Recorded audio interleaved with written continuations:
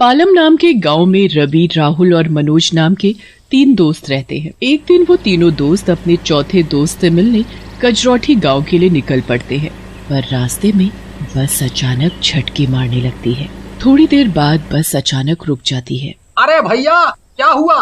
बस क्यों रोक दी? अभी जाकर देखता हूँ, तभी पता चलेगा। ड्राइवर नीचे जाकर बस चेक करता है तो उसे पता चलता है कि बस खराब हो गई है। ये बस खराब हो गई है और आगे नहीं जा पाएगी। आप सभी को यहीं उतरना होगा। अब तो रात ही हो चुकी है, हम आगे कैसे जाएंगे? भैया मुझे माफ करो, पर मैं कर भी तो क्या सकता हूँ। अरे रवि, यहाँ रुकने का कोई फायदा नहीं है, चलो यहाँ से निकलते हैं। बस से सब लोग उतर जाते हैं और अपने अपने रास्ते निकल पड़ते हैं। रवि, राहुल और मनोज को बिल्कुल अलग रास्ते से जाना होता है, जहां उनके साथ कोई और नहीं जाता, और वो रास्ता बहुत ही सुनसान होता है। आखिर कब आएगा कजरौठी गांव? इतनी देर हो गई हमें चलते चलते। सामने कुछ रोशनी सी तो दिख रही है, लगता है हम गांव पहुंच गए। तीनों दोस्त जल्दी जल्दी चलने लगते हैं। थोड़ी देर बाद उनको लाइटों से सजा हुआ एक बहुत बड़ा घर दिखता है। लगता है यही घर है संदीप का, चलो चलते हैं। अरे पहले पता तो कर ले, ऐसा ना हो हम किसी और की बारात में घुस जाएं। क्या फर्क पड़ता है दोस्तों, किसकी बारात है? इतने रिश्तेदारों में क्या पता चलना है। बस अभी जैसी हमारी हालत हो गई है ना, इतना चल चल कर मैं तो जा रहा हूँ। अगर तुमको आना है तो आ जाओ। मनोज घर के अंदर चला जाता है और उसके दोस्त भी उसके पीछे पीछे घर के अंदर आ जाते हैं। घर बहुत ही बड़ा और सुंदर होता है। बहुत सारे लोग शादी की तैयारियों में लगे हुए होते हैं, पर एक बड़ी अजीब बात होती है, वो ये कि किसी के चेहरे पर कोई खुशी या मुस्कुराहट भी नहीं होती। मनोज तो खाना देखते ही पागल हो जाता है। अरे वाह, इतना बढ़िया बढ़िया खाना देख कर ही मुंह में पानी आ रहा है। चलो दोस्तों, कुछ खा पी लेते हैं। तीनों दोस्त खाने के लिए जा ही रहे होते हैं, पर तभी वहाँ एक बूढ़ा आदमी आकर उनसे बोलता है, आप लोग उस कमरे में आराम से बैठो, मैं आपके लिए खाना भिजवाता हूँ। जी बिल्कुल, बहुत भूख भी लग रही है। और कुछ ही देर में उनके लिए बढ़िया बढ़िया पकवान लाए जाते हैं। तीनों दोस्त भर भर कर पकवानों का मजा लेते हैं। अरे दोस्तों, मैंने तो कुछ ज्यादा ही खा लिया है, अब तो मुझे नींद आ रही है। हो यार, नींद तो मुझे भी आ रही है, पर हमें यहाँ से अब चुपके से निकलना होगा। तभी वहाँ एक औरत आती है। आपको नींद आ रही है तो आप कुछ देर इसी कमरे में आराम कर सकते हैं। बारात 12 बजे निकलेगी, तब तक आप आराम कर लो। ये ठीक रहेगा, पर बारात जाएगी कहाँ? कजरौठी गांव। इतना कहकर वो औरत वहाँ से चली जाती है। अरे वाह, ये बारात तो कजरौठी ही जाने वाली है। ऐसा करते हैं, हम लोग बारात के साथ ही निकल पड़ते हैं। हाँ बिल्कुल सही कहा तुमने, पर ये लोग कितने अजीब नहीं है। इसी के चेहरे पर कोई हंसी मुस्कुराहट ही नहीं, पता नहीं, पर कुछ तो अजीब है यहाँ। और किसकी बारात 12 बजे निकलती है? इतना खा खा कर अब तुझे सब अजीब लग रहा है। चल अब चुपचाप सो जा। तीनों दोस्त बातें करते करते कब सो जाते हैं पता ही नहीं चलता और 12 बज जाते हैं। रवि के कान में ढोल नगाड़ों की आवाज पड़ती है, जिसकी वजह से उसकी नींद खुल जाती है। अरे मनोज, राहुल, जल्दी उठो, देखो बाहर ढोल बज रहे हैं। लगता है बारात निकलने का समय हो गया है। क्या है रवि, सोने दो यार, बहुत नींद आ रही है। क्या नींद? चलो जल्दी उठो, वरना सब निकल जाएंगे। तीनों दोस्त उठ जाते हैं और जब कमरे से बाहर निकलते हैं तो देखते हैं घर में कोई भी नहीं है।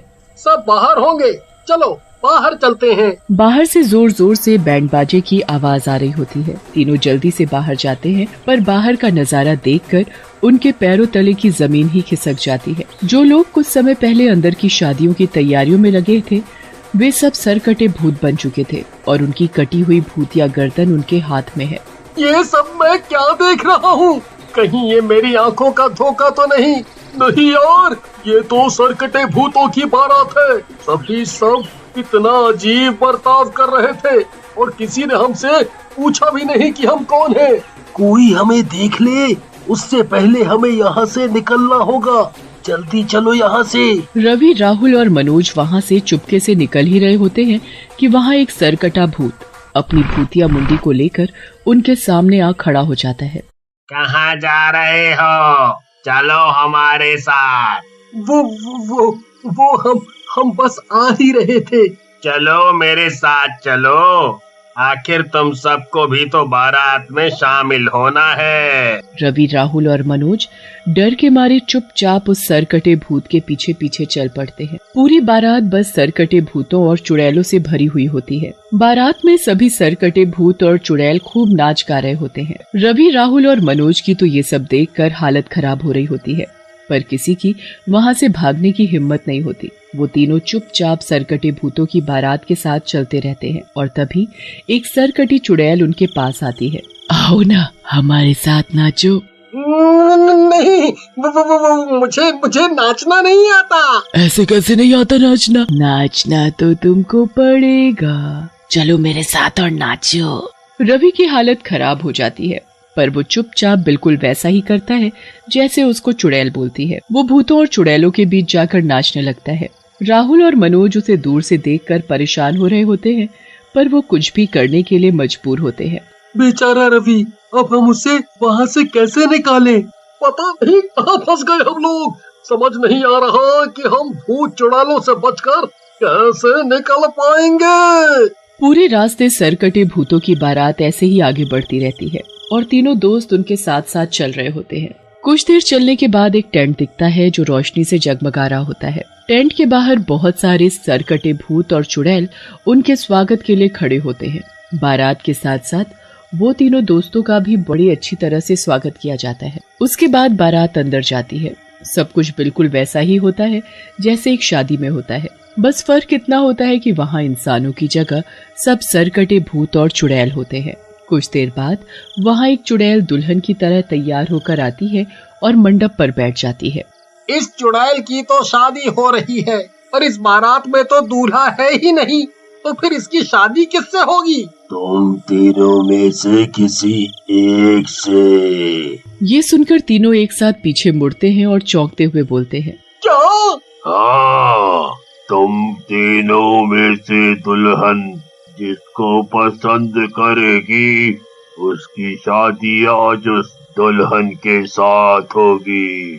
चलो, अब मेरे साथ चलो, वक्त निकलने वाला है। नहीं, ये नहीं हो सकता। हमें जाने दो प्लीज। आखिर आपको इन सब से क्या मिलेगा? प्लीज हमें जाने दो। वहाँ कुछ और भूत आ जाते हैं और उन तीनों को मंडप पर ले जाया जाता है। बता, तुझे इन तीनों में से कौन सा लड़का पसंद है जिसे तू पसंद करेगी? हम तेरी शादी उसी से करेंगे और फिर उसका सर काट कर हम उसे अपनी बिरादरी में शामिल कर लेंगे। इतना सुनकर तो तीनों दोस्त थर थर कांपने लगते हैं और बुरी तरह रोने लग जाते हैं। मंडप तक जाते टाइम रवि पूरी तरह गिर जाता है। इसे जल्दी उठाओ और जल्दी से शादी की विधि पूरी करो, हमारे पास वक्त नहीं है। भूत जैसे तैसे रवि को चुड़ैल के सामने ले जाकर खड़ा कर देते हैं। चुड़ैल उसमें से रवि को ही पसंद करती है और बस दोनों की शादी की विधि शुरू हो जाती है। वहाँ 2 माला भी पड़ी होती है, पर उन मालाओं में फूल नहीं बल्कि कटी हुई मुंडियाँ होती हैं। जल्दी करो, वक्त निकल रहा है। जल्दी से ये माला उठाओ और एक दूसरे के गले में पहनाओ। पहले चुड़ैल रवि के गले में माला डालती है और फिर जैसे ही रवि माला चुड़ैल के गले में डालता है, वो माला नीचे जमीन में गिरकर गायब हो जाती है। उस माला के साथ वो चुड़ैल, वहाँ खड़े सारे भूत और टेंट सब कुछ गायब हो जाता है। ये सब कैसे हो गया? कहाँ गए सारे भूत? ये सब सोचने का वक्त नहीं है हमारे पास, बस यहाँ से जल्दी भागो। तीनों दोस्त वहाँ से भागते हुए सीधा अपने दोस्त के घर सांस लेते हैं और अपने दोस्त को पूरी बात बताते हैं। तुमने आने से पहले बताया क्यों नहीं? उस रास्ते में से तो अक्सर सरकटे भूतों की बारात निकलती है, पर शायद तुम्हारी शादी होने से पहले ही 4 बज गए थे, इसलिए वो भूत अपने आप गायब हो गए। रात को सारे दोस्त मिलकर खूब हंसी मजाक करते हैं और रवि की शादी को लेकर उसका खूब मजाक उड़ाते हैं।